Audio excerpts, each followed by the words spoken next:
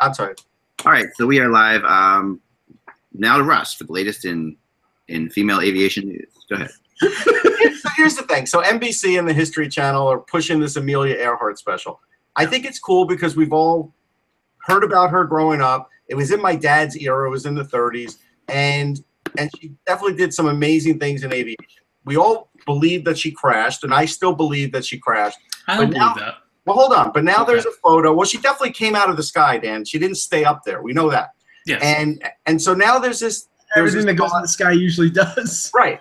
Now there's this picture that doesn't show her face. It just shows the back of a white Caucasian woman and the face of a guy in the corner, not completely normal. And they're saying that that's her and the guy who used to help her navigate. And the problem, Brett Noonan. And the problem with the software and everything that they're using is this is when Japan was not our friend. And I just think that this was set up by Japan to say, look, we've got hold on, that we have Amelia Earhart because they made stamps of this in 1987. And I think it's like the Harris Islands. I forget the name of the island. Marshall Islands. Thank you. Come on, learn your islands. Yeah, whatever. And they made a stamp of this in 1987. Now, if you ask their government, they'll tell you nothing about this. Now, you have to believe if they had Amelia Earhart in jail and all this went on, that because they've been our friends for all this time, they would tell us. I don't think this is legitimate at all. I've seen this photo, and I'm like, I saw the caption of the photo, and it said, well, it's purportedly Amelia Earhart, her navigator Fred Noonan, and as part of the photo, like being towed by a ship is her Lockheed aircraft. Now this is the photo was taken 6 years after, so this is 6 years after the plane friggin' crashed. Right. So how the hell is that thing still around? I don't know. I mean, I'm gonna watch it because I'm a historian and I love this stuff. But I've heard interviews and read books about the Amelia Earhart situation, and there's somebody who thinks that they found bones on one of those islands in the Marshall Islands and found remnants of the Lockheed aircraft. So I'm really skeptical, and there's no way to know whether this picture is from 1943 or 1941 or wherever. So I don't know how it's possible. I'll just tell you this.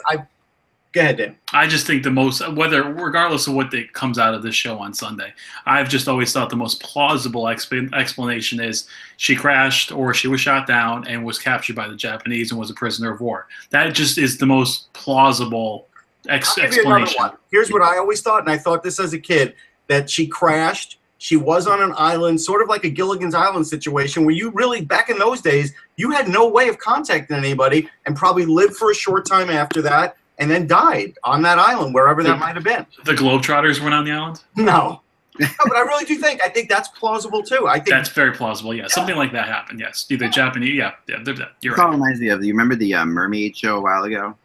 Yes. No. That was great. Like they found the bones of a mermaid, and they. Yeah. Oh yeah, that was a complete fraud. That made me so angry. It was so well done. Yes. And they told you it was a fraud at the end of it, but they literally went through the whole thing, and we watched it live here. And I remember just our family was just captivated by this, just completely crazy. The big reveal is that Amelia Earhart was found in Al Capone's safe. Right. That was buried under the 20-yard line in the Meadowlands. All right, that's it. All right, so we might be joined by Tom Laidlaw a little bit later. I'm not sure if he's going to come on board or not. Okay. Trying to get on now. We'll see what happens there, but let's start because we got lots to get into today, as well as some other interesting breaking news. Here we go. Get this together. Sorry, my little. All right, there it is. Hello, Hockey World. Today is Thursday, July 6th, 2017. I'm Michael Agello. I'm Dan Petcher. I'm Russ Cohen from Sportsology. It's been a while. And I'm Eklund. You're watching the HockeyBuzzcast on HockeyBuzz.com. The podcast comes every Monday through Friday. Now we'll be coming to you every Monday through Friday for sure, now that we're out of the holidays and all the craziness of the drafts and everything like that. And we'll be bringing you the latest and greatest in the hockey news. And we don't take summers off like everyone else does. We don't have cottages to go to up in northern Ontario. Nope. We are here. We're here giving you, and because we have lots to do still. There's lots of work to be done. It always amazes me how everybody's taking off now. And I guess these other players, that if you sign for only $1 million a year, you're not that worthy of staying away from the cottage for. So, yeah, screw Alice Hemsky. Right. Yeah, except like Michael Grabner signed for like $1 million last year, and he scored like 33 goals. So exactly. Well, I talked to somebody about this, and I talked to a general manager who said, that he felt that this second phase was often the phase where you make or break it. Yeah. I actually think this is the most interesting part is the second wave of free agency versus teams making trades, because not everybody, when the music stopped, got what they were looking for. I think the Islanders are one team. I think Carolina, like they added Trevor Van Riemsdyk, they added a couple forwards. But if you look at Carolina to be a team that can compete for a playoff spot, I still think they need to add scoring, and they have a boatload of defensemen. So I think there are teams out there that are still waiting to make that next move, and I think that they can do that, and they may do that in the next couple weeks. Yeah, and like guys like, we look at the Radulov signing, but Jaromir Jagr had more points, even strength, than Radulov did, and he got that huge contract. So I still think in the right situation, Jagr could definitely help somebody. Yeah, Jagr's going to go somewhere, that's for sure, and it's just a matter of when. I take him for a year, see what happens. Yeah, somebody's going to, but they're still going to wait. They are going to wait a little while. It's not going to happen like this week, I don't think. Well, you do have a situation now where money is really tight everywhere, and it doesn't take long to fill up everybody's credit cards, and everybody's hit their limit. And now it's a matter of how you're going to manipulate some situations and some things. I guess we could start with the Galchenyuk signing, because that plays into all this. Mm-hmm. He signed a $4.9 per year, 3-year deal yesterday with the Canadians, which was not unexpected because he has, obviously he's an RFA, and the Canadians have to sign him. And part of the issue with Galchenyuk was people were worried of how if they traded for him, how cash friendly his deal would be. And I think this pretty much puts him at the top end of safety for teams, but I would have said 4.5 maybe. But I think it's fine. I think it's okay. There's cost certainty there. I mean, and the ability hasn't gone away. It's like, look, if he doesn't fit in with the Canadians, now that he has a price tag, he'll find a suitor. Yeah. Right. And I don't think it doesn't change anything as far as the Canadians' attempts to trade him. I was told flat out. No. In fact, I think it enhances it in a way because there's no trade provision in the deal. They bought a year of unrestricted free agency as part of the contract. It's a 3-year deal, so it's not a 6-year deal. It's not an 8-year deal, so it's not onerous in terms of locking them up long term. And less than $5 million for a guy who has scored 30 goals and is 23, 24 years old is not out of question. Yeah. Now, I do have some breaking news, believe it or not. Mm-hmm. So Timu Pulkkinen has signed a 1-year deal with Vegas for $700,000. This is a guy with the ice opportunity and on a power play that could get them 20 goals. Yeah, mm-hmm. I've always liked Pulkkinen. I mean, golden hands, lead feet. Yeah. But if he gets power play time, he can get the goals. Right. He just can't skate. Yeah, and he'll get. I mean, this is what's great about expansion teams. We do get a chance to see these guys. Sometimes. He'll get opportunity, yeah. And he'll get a chance to play there. And I mean, he was a big prospect for a while. Right. I mean, there were years when he would be their top prospect. You would say, okay, their top guy. Injuries in the early part of his career hurt him, and he's been fairly healthy recently. But now it's just a matter of, is he good enough? Yeah. And we'll find out. He'll get a chance to perform there. I think he'll make that team. So the good news, the good news for the Vegas people, you get a chance to see somebody who actually, has put up incredible numbers at the AHL. Now that's not to say, the other players, there are players out there who, but the one that always comes to mind for me is Vinny Prospal. I think of him like. Prospal was an AHL machine. He was just he put up incredible, and everybody thought, and he'd come up to play for Philadelphia once in a while, but never really stuck. And then eventually did have a really good NHL career. I mean, he did. Eventually he did find his way to, and in Tampa really became a player for them for many, many years. At the NHL level, signed some big contracts actually. So, Vinny Prospal, it kind of reminds me of the same kind of player, just a whole bunch of tons of hockey sense. Prospal is more of a playmaker where, Pulkkinen is more of a scorer, but you do get that, along the lines. I always thought Prospal was a great passer. I mean, he was just one of the better playmakers out there. Yeah. We give him enough credit for that. Now, we were discussing Duchesne a little bit because it's the law. And, because it is the law, we have to talk about Matt Duchesne. You have to. And also the fact that we have Dan on here. And this is what, and you said there was a Draeger report, which I hadn't heard anything about, but I can tell you what I've heard on Matt Duchesne. What was the Draeger report on Matt Duchesne? Just that he at Sakic will entertain draft picks being a part of it. it still sounds like two first-round picks or a prospect, and a player. I mean, it is what it is. Maybe Sakic is coming down a little bit on his price, but if it was just picks, don't you think the deal would have been done already with the Islanders sitting with 4 picks that they can move? Yes and no. I mean, I think that the deal should have been done by now. But if this is a new way of looking at it, perhaps I have heard basically along the lines of that they're doing a reset, with Duchesne. Mm-hmm. They're like, okay, we're going to reset everything. We're going to basically take all the offers, and even though they had what I thought were some pretty good offers, kind of off the table, and then set back to okay, is Sakic going to stick with his formula that he wants a defenseman ready to play, he wants a prospect in the high draft, first round draft, and all that. And I do think that is changing. So this does fit in line with some of that. Whether or not, and I do think that will take some time in this mode, because when you change the format and you're allowing teams to get more creative, it does open up more teams, which is what they're trying to do. They obviously weren't happy with what they were getting out of Columbus, which was really a team that came the closest, I think, to getting something done here. But they're still talking to Columbus. Now I talked to Nashville, and they're definitely, they've had it. They've had it. They're basically they're done with it. They're done with this whole thing. So. Nashville was close. They felt like they were close. They felt like they put a good offer together. The Emelin signing turns out to be something for a different reason altogether, which I can't get into yet, but that'll come out in time why they went for Emelin. Had nothing to do with their claiming, at least, had nothing to do with this possible Duchesne trade. Maybe it doesn't have to do with Duchesne, but if you look at the construct of the Predators, I mean, everybody who's going to talk trade with the Predators, and the Predators are probably looking to replace James Neal's goals from last year.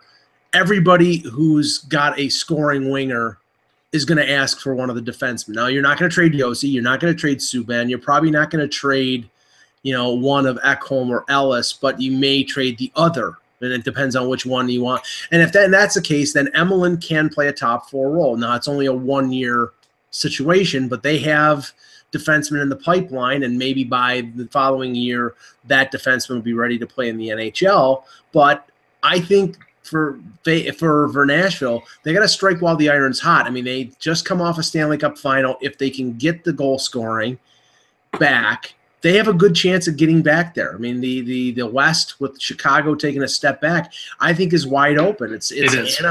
It's Anaheim, it's Nashville, and then maybe 1 or 2 other teams. And they David Poyle's got to take that opportunity. There's a little bit of a breaking news. The part of Panthers have agreed to a deal here. They're just putting a press release I'm looking at right now. That that they signed Mark Pysyk. Yeah, he was an RFA. So they still have control over him. Yeah, still control over him, but that's a 3-year deal. Well, I think what was interesting, Eck, is that what you put on your blog before the show about guys, the second-level guys like Vanek, like Jágr, and how that's going to weave into things. Because, I don't know whether, I mean, Vanek did have a good year last year with Detroit, but after he started well. He started off strong. Yeah. And after he got traded to Florida, he disappeared. He did. So that situation has always been the same, and it's not surprising he disappeared in Florida. Vanek needs to play with certain kinds of players, and he does. I think that's fair. Look, he's not a guy that could do it on his own anymore. When he came out of the draft, he was a guy that could do it on his own, and now he's not that guy. So you're right. He does need someone to feed off of.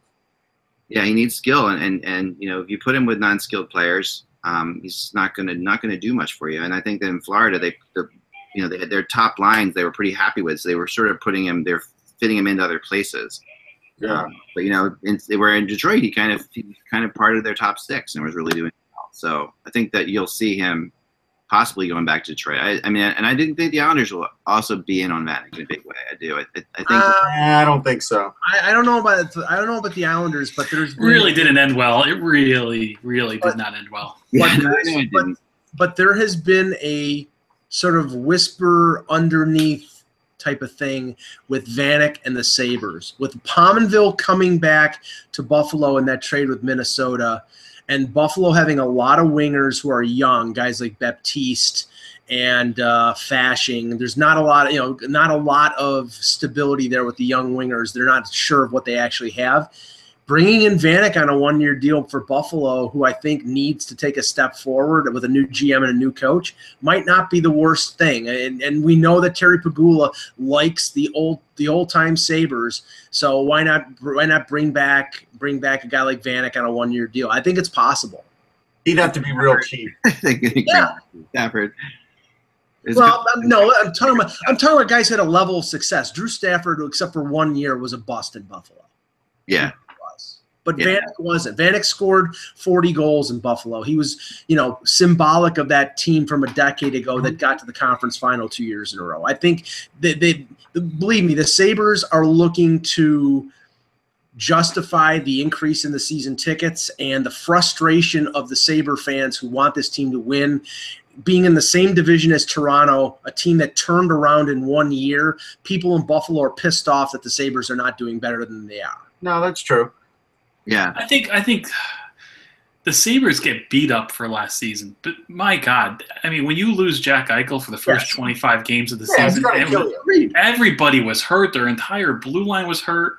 I don't think this team is that bad if they're all together for 60 or 70 games. No, but Dan, the problem was that they were reflective of the bad choices that Tim Murray made. The signing of Cody Franzen, the trade for Zach Bogosian, the trade for Josh Georges. They spent millions and the trade of Pysyk for Dmitry Kulikov. Kulikov was hurt, so it's hard to. Yeah, he gets hurt in the preseason. It was bad luck and bad moves. And it was a combination of both. But the fan base doesn't care about that. They want winners. They want a team to win. And that team Buffalo, they should be used to not winning. There you go. Yeah. Their football team hasn't made the playoffs in 60 years. I know. Hey, I gotta tell you, I'm gonna steer back to. Sorry, Sabres fans, don't come at me. No, come at him. Go at him. That's fine.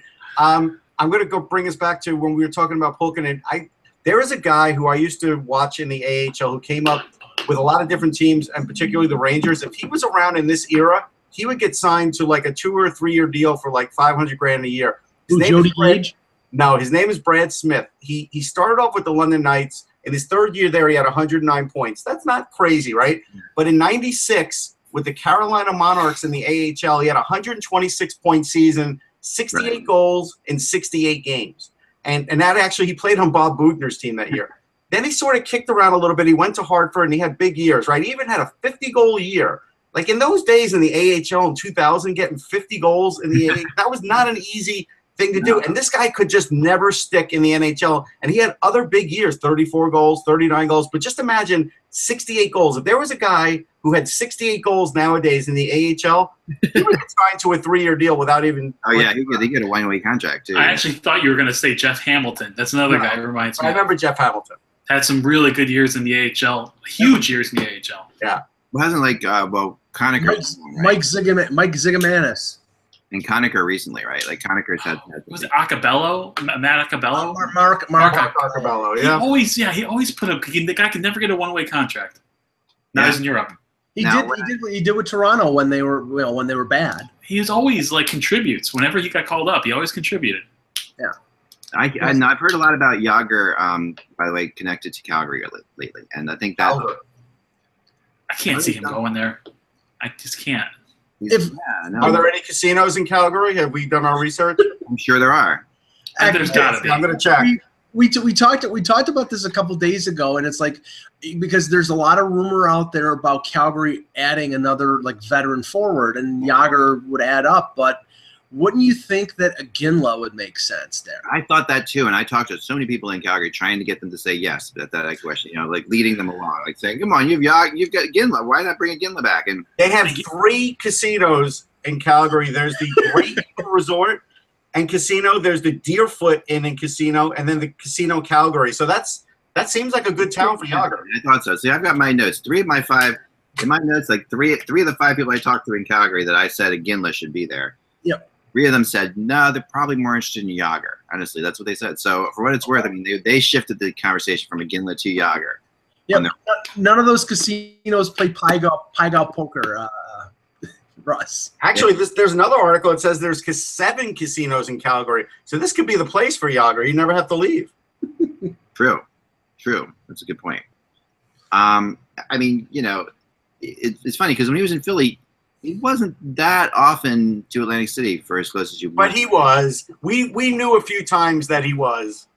Yeah, I guess so. I mean, I saw him once, so I guess that's something. Yeah. I mean, I'm not there all the time, so hey. No, and I'm not there all the time either. But I used to hear things.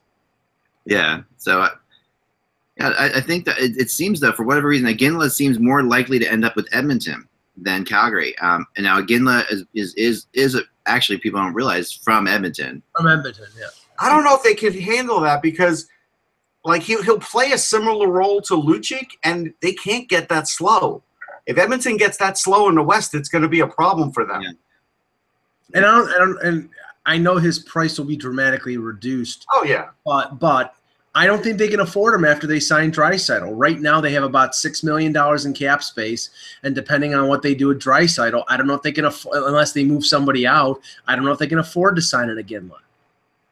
Yeah, that's true too. I mean, they've got to sign Draisaitl, and they have to do it soon. Because the offer sheets are going to come. They are. No, they're not. They are for Draisaitl. Well, I don't know. Offer sheets. Zero offer sheets. Zero. Did Draisaitl accept? Well, Draisaitl was not. He was eligible for salary arbitration because he's coming off his entry level. Right. So there. I mean, there's still potentially an offer sheet, but there won't be. Russ is right because nobody. It's the old boys network. Nobody is going to cross somebody else. No, it's not going to happen. If it's not going to happen for Draisaitl, it's never happening for anybody. Then just get rid of it. Just get rid of the stupid. Yeah, I agree. They probably should get rid of it. I agree. You got 31 GMs that are scared to get each other, to ruffle each other's feathers. Then what's the point of having it? Discussion with Kevin Allen, because funny, Kevin Allen called me up, laughing. He's like, "Hey, you made my day. You wrote about an offer sheet because he knows how much I like offer sheets." And he was like, "I'm like, yeah." I said, "But there's really no reason not to, in my opinion, for Vegas not to offer sheet Draisaitl right now, that they can go and they can do it, and they can, the draft picks. I know the draft picks are going to be good draft picks, but who knows, if you get a Draisaitl out of them, you'd be thrilled. If you can get one Draisaitl out of those 3 draft picks, you'd be thrilled." If you want to be a general manager in the NHL and make yourself a pariah, sign an offer sheet because that'll do it right away. That's a stupid stigma to have. It's like you're the. But it's the fact. It's a fact. To its fellow other big sport brethren in this case, because this is really where hockey looks Mickey Mouse-ish to me. Like, I don't think it's Dan. I don't think it should be this way. It just is. It just is. Yeah, and that's what I said too. I agree. To me, that's just. I think this is where, and the NHL, and especially like if I'm the owner of the Vegas team, I'm going out there and I'm telling McPhee, I don't care what the other GMs think. You go get this player. You got a chance. But you will in 2 years when you try to make a trade for somebody and they'll say, well, you signed an offer sheet. I'm not going to do business. Just wait. 2 years from now, they won't remember that. No, they will. Here's the thing. Here's the worst case. Wait. We're still talking about Dustin Penner, Brian Burke, and the barn, for Christ's sake. And when did that affect anything? Can you tell me when? I mean, we sit there, we talk about Vanek. When did that affect anything? When did Nashville take it out on Philly for Shea Weber's offer sheet? When does all this happen? I mean, these offer sheets happen. I'll tell you what would happen, though. With Vegas, if you want to use them as an example, if they sign somebody to an offer sheet in the next couple of years, where 1 or 2 of those first round picks that they have will get signed to offer sheets by that team. And they will definitely remove one of those. And Vegas can't afford to have those guys removed. They need them for the foundation of their team going forward.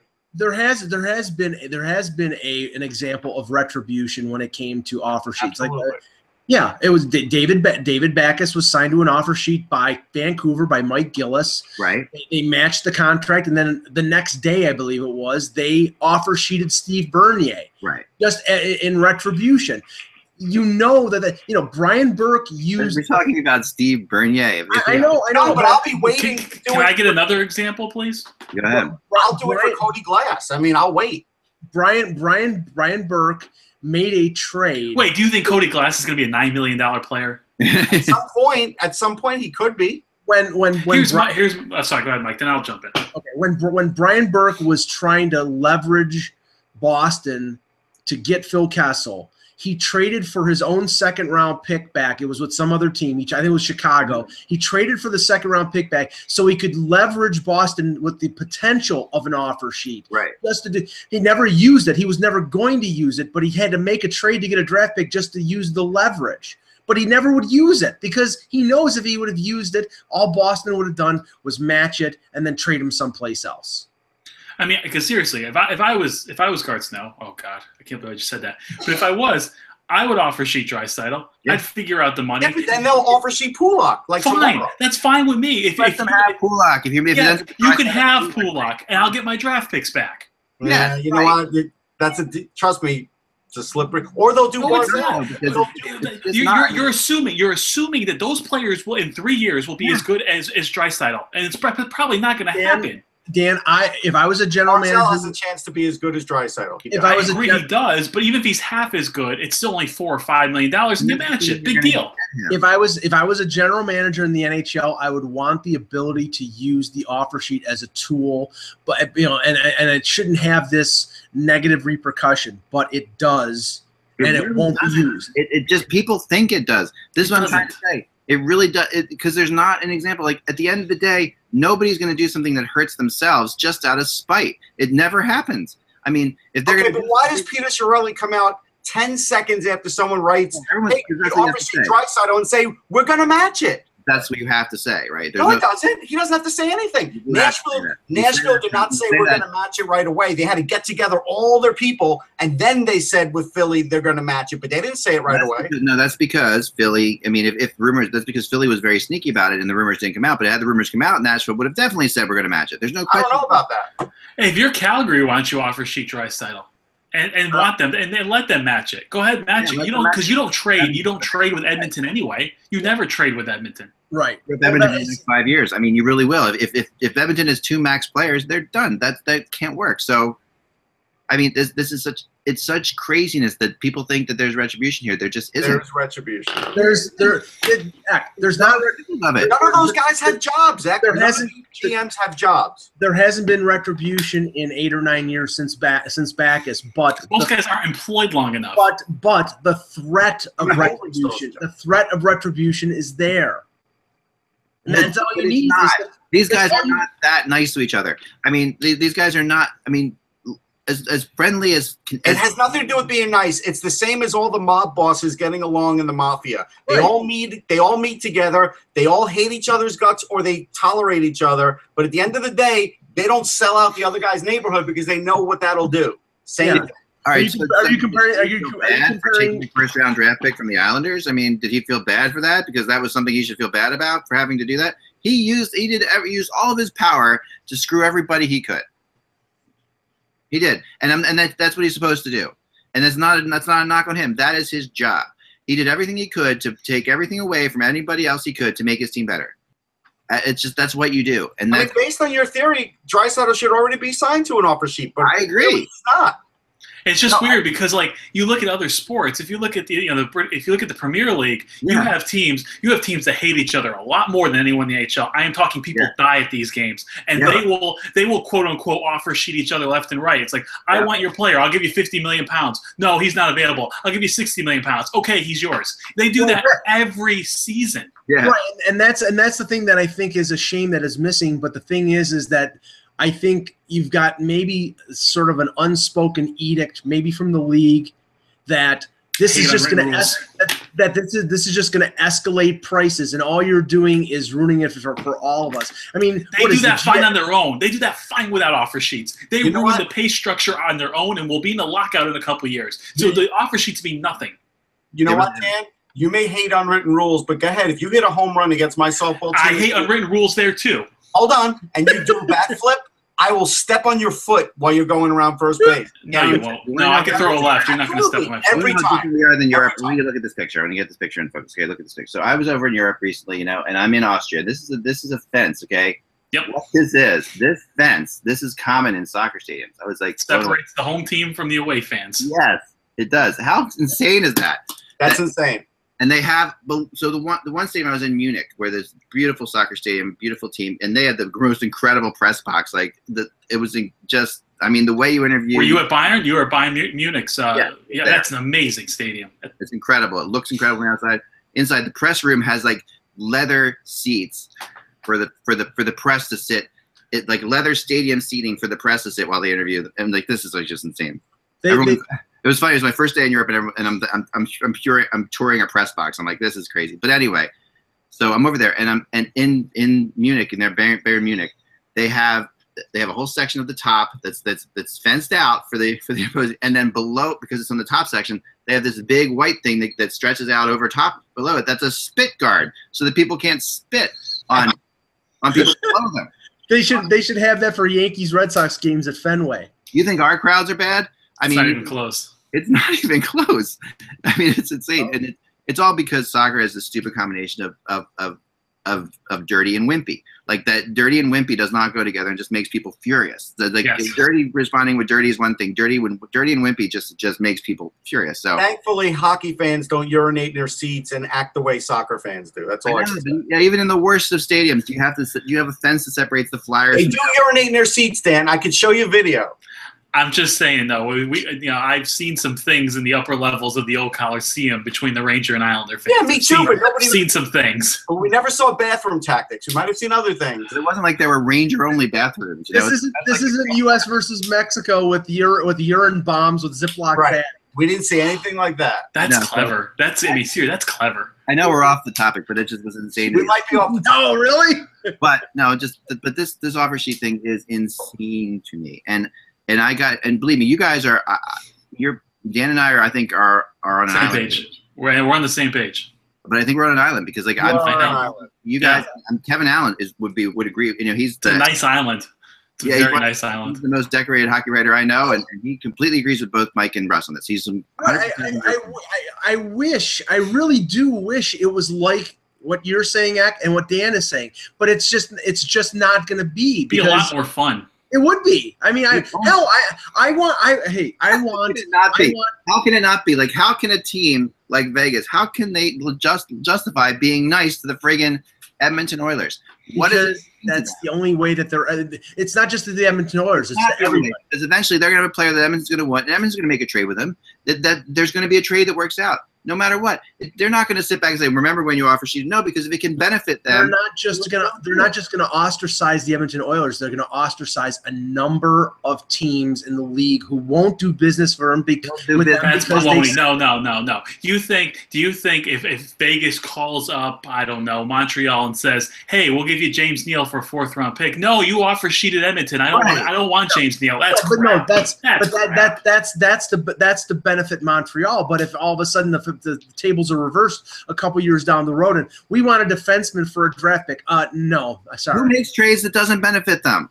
I got to show you this, guys. This doesn't benefit me because you didn't offer sheet anybody before. I mean, who makes better than the argument? This is Brock Besser at Canucks prospect camp playing baseball. That's great American influence in the game of hockey right there. Very good. I love it. All right, so let's move on. But I'm telling you, this is ridiculous. Vancouver should have a baseball team. That's a whole other story. They should. They absolutely should. If you see how many Blue Jay fans go to Mariner games, you know that Vancouver could support a franchise. They should have a team. They should have a AAA team. That's they need a pro team. I've written about it. Dan's right. It would give Sports Center something else to talk about up there in TSN. All right, so anyway, Galchenyuk and Duchesne, I want to touch base with quickly, only because we have Dan here, because they're both tied to the Islanders, and actually, I am starting to be in the Galchenyuk corner. I am too. The Islanders should be going after. Yeah, because here's why. You and I are just on the same page today. What I like about Galchenyuk is maybe the versatility, quote unquote, that kills him in Montreal could help him with the Islanders. You can try him at second line center because it fills a need. You don't have to rush Barzal. You let Barzal marinate. All of a sudden, if it's not working with Galchenyuk at center, we can move him to wing and Barzal's ready. We move him right in there. He's not going to cost as much as Duchesne. He's under a good contract. He signed for a couple more years. I'd definitely be interested in Montreal, and I definitely think the Islanders and Canadians have the pieces to make that work. I would think the only problem, I think the Islanders aren't going to spend any more money. Then why did they clear the money? Why did they clear the room up? If they cleared up money to spend money. Where's the rest of the money? When have they spent the dime since they bought? They paid their cap last year. They were $2 million under the cap last year. They were $65 million.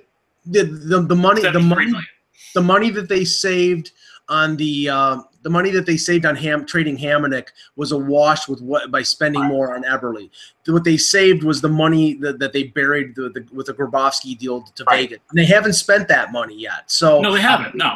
So they've made more money since moving to Brooklyn than they have in Nassau. So I mean, you can say with Brooklyn, it is what it is, but they've made money there. So it doesn't matter. I still think they have some sort of self-imposed salary cap. They still have. And I don't think $2 million is going to. I don't think Garth can go to the owners. Hey, can I spend an extra $2 million? No, you can't. Well, Dan, I don't know about that. They went pretty hard They went pretty hard for Duchesne, if that's the case, Russ. I mean, I don't believe it. They were willing to pay Duchesne, so I don't know if I completely buy it. Well, they might have been able to get a sign off on Duchesne, but I don't think they can get a sign off on everybody. They've got loads of cap space right now, and I don't think they're even trying to fill it. They're not. Dan, I disagree. I was a little surprised at the Arthur Staple report yesterday that the Islanders haven't even started talking with Tavares. Right. On an extension. No, it's the other way around. It's them not talking to the Islanders? Tavares hasn't started negotiations yet. Oh boy, then there you go. I mean, honestly, if expected though, that's part of the game, right? Mm-hmm. I mean, it is. You're right, Mike. That there's reason for concern, especially what's going on right now, right? There's reason for concern. There's no question. This is not a slam dunk. Just like it wasn't with Stamkos, right? I mean, right. But two things: the team has to be better, and he has to know where he's playing. Yeah, and he needs a buddy. He needs somebody who he's going to be able to match with skill wise. And that now I don't know that Galchenyuk's that guy. I mean, Matt Duchesne is definitely more skilled than Eberle's a start. Eberle will help, but they need more. They need to do more. Yeah. Eberle will bring a lot of good spirit to the team, a lot of good, he'll help them win some key games. But Galchenyuk, I mean, the thing about Galchenyuk in Montreal, which is really crazy, is through all of these, just like it's been very damaging for Duchesne, it's been very damaging for Galchenyuk in Montreal, and not just from like the fact that his name's been in the rumors mill, but from the fact that there are people up there within the organization now that are starting to really talk about his issues. Like you're starting to hear things like, okay, he doesn't know how to play defense if his life depended on it. You hear that? Yeah. I mean, but there are so many players, like if we wanted to nitpick about, like I always bring up Stéphane Richer. What did Stéphane Richer do other than score goals and play with Mario Lemieux? Like, what else did he do? But it doesn't matter because he did get that done. It's easy to just point out all these flaws in Galchenyuk. Oh, I don't like the way he acts off the ice. Oh, I don't like this. But he scored 30 goals at the NHL level, so there's something there. This is the problem with playing in the fishbowl of Montreal. Right. Nathan Beaulieu, a French-Canadian defenseman, was constantly harangued in Montreal for not living up to the expectations that the organization had for him. They traded him for a third-round pick to Buffalo. Buffalo's ecstatic to get Beaulieu for a third-round pick. Now, he may not be a top-pairing guy, but I think he's a pretty good defenseman. He can play. And Montreal basically threw him away because he didn't live up to what they expected. Yeah. Well, it's hard to live up to that. Hey, I've got an Islander question for Dan, and this is one that has not been explored or talked about that much and doesn't make sense to me. So Josh Bailey had a really nice year last year. Are they really going to let him walk into UFA land and just see what the market bears for him? I would not re-sign Josh Bailey. He's a 50-point guy. Like, how many 50-point guys do the Islanders have? He's a 50-point guy with John Tavares. Oh, okay. So you're saying, so you might as well let him go with Tavares then? Is that what you're saying? No, I'm not saying that. But what happened to Matt Molson when he left the Islanders? What happened to Pete Parento when he left the Islanders? We need a Rangers show with just the two of you guys. Matt Molson has no speed. Stop. But Josh Bailey is probably a 40-point guy. He's a 40-point second or third line player. Even at a 40-point guy, he doesn't deserve to get a contract extension? I'm not sure. Crazy. You got to see what they have in Beauvillier. You got to see what they have in Hosang. You got to see what they have in Barzell. If those kids are ready, then you can move Josh Bailey. Let me ask Eck this question, since you're just going to tell me Tavares. What team, Eck, has an impending UFA that was second on their team in scoring that doesn't get any contract offer? Can you tell me one in the NHL? I don't know. I thought the same thing, Russ. Come on, let's not pretend that Josh Bailey is a 60-point guy. Let's not. No, but in today's NHL, he's a valuable guy. If he's a 30-point guy, he's going to get it off. I'm not saying they won't re-sign him. I'm not saying that. I don't think there's this big rush. I think he's on a good team. He's a third-line winger. Rush. They don't have that many great scorers. There is a rush. There should be a rush. They were ninth in the league in scoring last year, Russ. Is he possibly part of a deal? Like that's something that I don't know. That's possible. He could be part of the Galchenyuk or Duchesne deal. That's something that would, because it is salary. Yes, It's expiring salary. Well, I would think that a Brock Nelson, an Anders Lee, or a Bailey Obviously ain't going anywhere. Okay, well then I'm saying one of those second line guys would be part of any deal to bring in that elusive winger that could play with Tavares. But where's that deal? But Bailey would get dealt a lot easier if he had a contract on him too. Maybe. Oh, it's hard. Listen, Josh Bailey going into UFA this year, if you go trade him at the deadline, let's just say for argument's sake, he's not bringing that much. But if he's got a 3-year contract, the team definitely would want him. A lot of teams would want him. He's going to want $5 million a year. Buyer beware. I had 2 folks that I talked to through the process because I didn't realize that he was going to be a UFA. I didn't realize that. Twice I was asked about him though. Yeah. From 2 different teams, both of whom really liked him, Calgary and Winnipeg. Both said that they would love to love to get a hold of him. There's a lot of teams that would want him.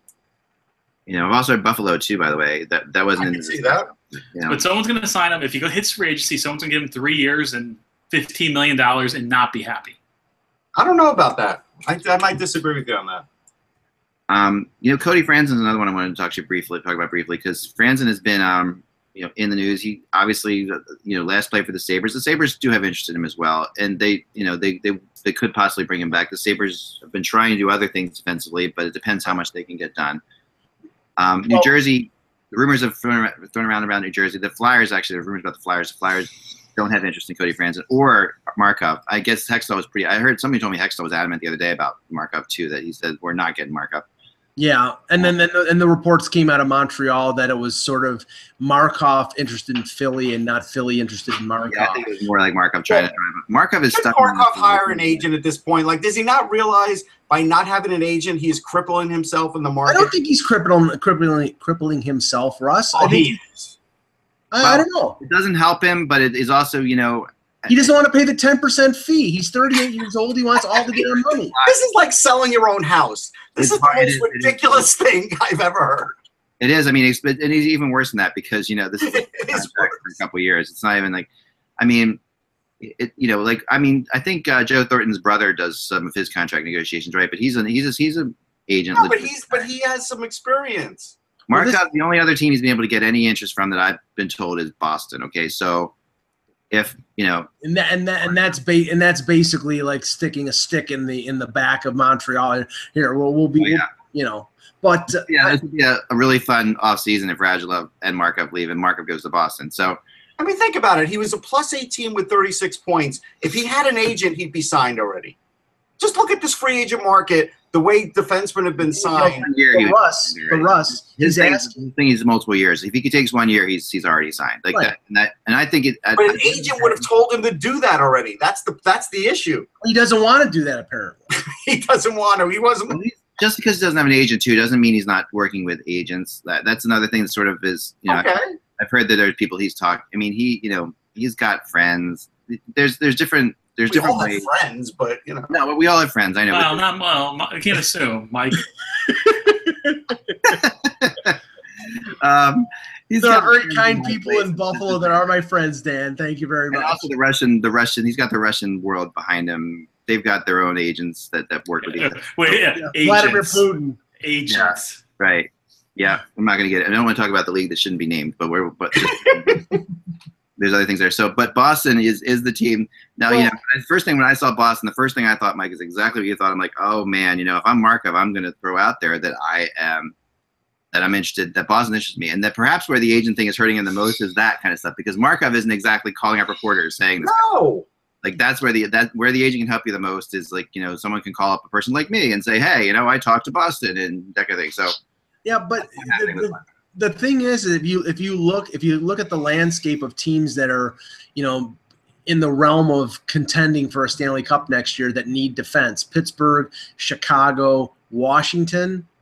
I wouldn't be shocked if he goes to one of those teams but it would have to be on a 1-year deal. Nobody's going to sign a 38-year-old defenseman, even though he had a great year last year with Montreal, but he played mostly with Weber, so he was protected. and he played a lot of minutes, and people are going to be worried that, he comes to training camp and he just has lost it. And that happens with 38-year-olds. So I think he's probably going to end up having to take a 1-year deal, and it could be from a team that just needs that veteran plug, that one more piece. Yeah. But going pretty good last year in the World Cup of hockey. He looked pretty good in the championships. He's, at times he's been, I think he still has enough left in him. And by the way, I just got another text, and this kind of also confirms what I've written earlier too, that the Blackhawks are seriously interested in Jarome Iginla. That is I can see that. That is a very typical Blackhawks type thing. Yeah. Oh yeah. To do what? Because remember, Host is gone, so they need someone over the age of 38. Yeah, the thought with Iginla, he can't play anymore. I'm sorry. Well, he played much better in LA. I agree. He did. And when he's still a gamer. The thing about Iginla is he's definitely a gamer. If you put him into a situation with Chicago where he doesn't have to play a ton of minutes but can come in on the power play. Yeah. He's not a top six. He's not a top six anymore, Dan. But the West is changing. The West is look at the teams that are starting to look at Nashville, look at Edmonton, look at Calgary. It's getting quicker and quicker and quicker. And the Kings are coming back. The Blackhawks are coming back. The Ducks are going to come back. The Sharks are going to come back. If he could adjust to a Mark Recchi role, like Recchi was in Boston, then Recchi could skate though. Yeah, but Iginla wasn't Shane Doan. Plays though. He's not as terrible a skater as Jágr. He'll get 15 goals if he goes to the right place. Yeah, and he's a hard worker and he's just a leader. It makes no sense to not bring a guy in like. And he's strong. We got to remember, if Iginla's on the ice, he's going to pound you in the corners too. Oh yeah, he's going to be problems. The teams I heard like Edmonton, Montreal as well has interest in Iginla. Yeah, maybe for like 10 minutes a game, Dan. That's all we're talking about for Iginla. Yeah, the going back to Franzen for a second, the interesting thing is that the market right now for right-hand shot defensemen is very small. You've got Weidman, you've got Roman Polak coming off a broken leg, and you've got Cody Franzen, all of which potentially could be in the mix for Toronto if they don't make the expected trade for a defenseman, but I'm expecting them to make that deal sometime in the next few weeks, because it makes no sense to sign Patrick Marleau and then keep JVR with a year left on the. They were trying very hard to get Tanev in Toronto. Yeah, and Tanev would be the perfect pairing for Morgan Riley. They love him. They played together at the World Championships. He's from Toronto. He's a good skater. And Vancouver, the only thing they're asking a lot for him. They're asking definitely more than JVR. Yeah, the only thing that puts a wrench in the works for that one is that Vancouver is under the delusion that they're still a playoff team, and that would make them keep Tanev. Well, no, not if they get the right players from him. If they get the right kind of guys, I don't know, possibly Jágr. JVR is a good fit for them. He would be a good fit for them. Yeah, he'd be really good there. And he would give them a chance to. And he's sort of a win now type of move, like getting JVR. That's. He's not. It's as crazy as it sounds. He's not that young anymore. But they're going to want to get another prospect out of it too. Yeah. Now Trouba, they have tried to get Toronto. I've been told this too. They've tried to. They're still having discussions with Winnipeg about Trouba. I don't think Winnipeg's in a rush to trade him yet. They want a defenseman back, and Trouba really doesn't want to be traded in Canada. Right. Usually you hear that kind of stuff and don't believe it. I kind of believe it on this one. Well, what's his name said it too. LeCavier didn't want to get traded in Canada either, really. No, he didn't want to get traded to Montreal. No. There was another team too, Mike. There was 2 teams in Canada that were interested. Yeah, it was anywhere in Canada. I talked to him about it. I was told by Bill Waters that the Leafs had a deal for LeCavier that Tampa Bay ownership scrapped.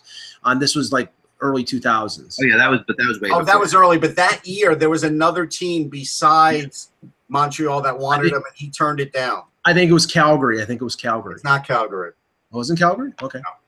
No. The other name that came up with the Islanders would be Evander Kane, and now Evander Kane, who always gets this head shaking Evander Kane, as I like to call him. I'm stunned that Evander Kane is still a Buffalo Sabre. I really am. Well, the fact is they're not going to trade him for nothing. That's the issue. They probably did not get good enough offers. Right. Yeah, he's just good enough that you can't sit there and just get rid of him for the hell of it. Right. I'll give you Josh Bailey for him. Right. They would do that in a heartbeat. That's the thing. On Long Island would be bad. I don't think the price for Evander Kane, even if Evander Kane scores 20 goals before the trade deadline, is going to go up significantly. He's bad news to a locker room. That's the problem. And that's never gonna change. No, but there'll always be a price for him. Right. There'll always be a price for him, but I feel like the price is going to be at the trading deadline if Buffalo's out of it. They have a new GM. They're going to give him a go, and then it'll be up to the new GM to see if this works out or not. I think the problem is, Russ, they don't want the influence of Evander Kane on their young players. I mean, the only thing I remember is Botterill didn't even, when he got hired, he didn't even say he spoke to Evander Kane. He said he texted with him. That's like speaking to somebody now, you know. That's maybe speaking with someone now, especially, you know, someone of Evander Kane's age. But, you know, still, I don't know. I think that, I mean, there's a couple teams you have to look out for that have money. Nashville has money to play with right now. Nashville, you know, they were definitely after Duchesne. They aren't now. They'll have some more money than they thought they have. They've actually, with all the moves that have been made, even though they picked up a couple pretty significant in Benino, like significant contracts, they actually saved money because, you know, the contract for Neal was so expensive. Now, they haven't got an answer from Mike Fisher yet, right? No, but I think that's coming. And talking to people, it sounds like he'll be back for one more year. I think, you know, I mean, he had such a good time. He's still a very serviceable player. And they have money that, you know, basically they have their budget, and then they have their budget with Mike Fisher. Like they'll make Mike Fisher work, no matter what. You know, I've been told they're keeping some money off the table for him, but enough to, you know, they know what each other wants. That's going to be the negotiating the history of time. The second Fisher wants to sign, it's done. Right. The question is, can Fisher convince him to let Shane Doan come over? I've heard that. I continue to hear that. You know, Shane Doan, a lot of people are really, you know, staying away from. Yeah, I don't know. I mean, he's probably better off in the East than the West, to be honest. Yeah. Yeah, and I think he doesn't want to go to – I mean, it sounds like he's going to retire. I mean, it really does. Yeah. But, I mean, that's from all indications, you know. Hey, look, they'll name a school after him in Arizona. Like, there's no shame there. Yeah, no, and, you know, I hope that, you know. Come on, Dan. You don't even smile at that? I don't like Shane Doan. Oh, what's wrong with you? Everybody likes Shane Doan. Come on. For watching play? Never been a great player. What do you mean? Great. No, he's been a good player who's put up 40 points for 20 years. All right. He used to put up more than that. Come on. I'm not a huge fan. And finally, Paul Byron. Okay, yes. A name that we haven't talked too much about, who had a really good year last year. Yeah, great year. Yeah, 21 goals. Close to Radulov numbers, despite the fact he made. He had more goals than Radulov. He had more goals than Radulov and made $900,000 last year. So, you know, he's still under contract, right? But two more years. 2 more years, but he is, and Montreal. We would ask, why the hell would Montreal trade Paul Byron? Because he's under contract, he scores a lot of points. His name just keeps coming up, you know, and I don't know. They can't afford to get rid of him. I really don't think they can, especially now. Well, it might be a situation where they know that the year that he had was an outlier, and they're just trying to get the most value for him now because he probably won't score 21 goals again. Yeah, it's hard to say that it was an outlier for sure, but yeah, I'm with you. But and then Scotty Upshaw hasn't been signed yet either. I think he's also going to find a home. I don't know. I think things are getting bleak for Scotty Upshaw's career. I do. He played pretty well for St. Louis the last couple of years. I mean, I'm not saying, you know, he's going to sign a major deal, but maybe no. Perfect for Scotty Upshaw, doesn't it? I mean, Vegas. I can see Scotty Upshaw in Vegas very easily. Or maybe he can latch on with Dallas. He played the last couple of years with Ken Hitchcock. His skating's always going to be good, but he can't finish anymore. Right. Yeah. He's a fourth line guy. Yeah. No, in all likelihood, for sure. But those are the kind of players we're looking at right now. Some of them. True. Although, you know, we do have Vanek, Stafford. You know, these are guys. Stafford still hasn't. I keep hearing Stafford to connect with Ottawa, so that's the team I hear him going to. Stafford seems to have played everywhere. You know, I still think he's a UFA still, or yes. Yeah, I still think Boston's going to take him back. I do. Maybe he played well at the end of the year. He did play well for them. No, he did play well for them. It depends. You know, they have their own you know, hopes for Matt Duchene as well in Boston, and it's not as significant as it's been made out to in the press. I think they've made a bigger deal of it because they haven't gone in nearly as hard as, like, say, the Islanders or Columbus did. Just just like the Marlowe deal was sort of a domino effect for Radulov and a couple other moves. You know, Duchesne might be a domino effect for other moves, but the problem is if Joe Sakic doesn't do anything, if he just sits there and does nothing, that eventually these other teams are going to say, I'm going to go with the plan B because we don't know if plan A is ever going to come to fruition. Yep. Right. That's for sure. So anything else you guys have out there? No, good. Nope. Good stuff. A lot of rumors today, a lot of different players. Back again tomorrow. I think tomorrow we're going to have to do, we'll be able to do it at 1 o'clock again, I think, unless the time has to change. We'll talk about it later. Okay. We'll figure it all out. Thanks, Dan, again, as always. Great to have you on board here. Someone who agrees with me once in a while is nice. I gotta help. I know who butters my bread. There you go. Not so exhausting. And someone who actually doesn't have the the Canadian friendliness of these offers. No, we appreciate the opinion. We do. Canadian friendliness. I know. I do not have the Canadian friendliness. No. Dan, that's bad for your cholesterol, buttering bread. I love Canadians, but I don't think that they wouldn't screw each other as quickly as you guys all think. Smug. There's a smugness to certain. Yeah. Okay. I don't want to piss off Canada. No, but you're not as smug as Mr. Peanut. I just saw on Twitter, Mr. Peanut's like, hey, if you're climbing mountains or you're riding your bike, think of us. And I'm thinking, Mr. Peanut ever done athletically? He just sits there with his monocle. And he's How can he with those skinny legs? How can he do anything? I've been taught never to trust the monocle on top hat people. I agree. So I can called tell out you Mr. one time on Peanut. the Ocean City Boardwalk, my mom tried to take out Mr. Peanut in a fight. He was upset with how close Mr. Peanut was getting to the cousins. And there was Mr. Peanut. There was a guy in a big yogurt thing. There was a big yogurt guy there, and my mom got really nervous because he thought he was getting too close to the my bikini laden nieces. And Mr. Peanut took a punch from my mom. Yeah, I don't trust Mr. Peanut. I just called him out on Twitter. I did. Good, you should. Remember, without the pause, it's just hockey. Without peanuts, there's no peanut butter and jelly sandwiches. We'll talk to you soon. Take it easy.